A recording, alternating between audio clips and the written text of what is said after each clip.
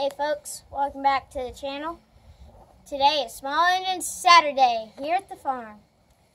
Here we have an Echo SRM-2100. It was in no start condition when it first came in, so we did a full fuel system rebuild. That includes a new carburetor, new fuel lines, new fuel filter, and the cleaning of the gas tank. Now let's see if she'll fire up.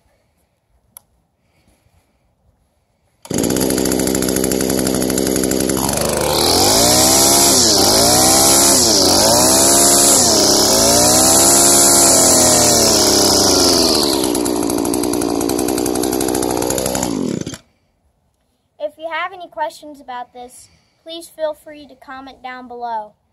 And please remember to like, share, and subscribe. Thanks for watching.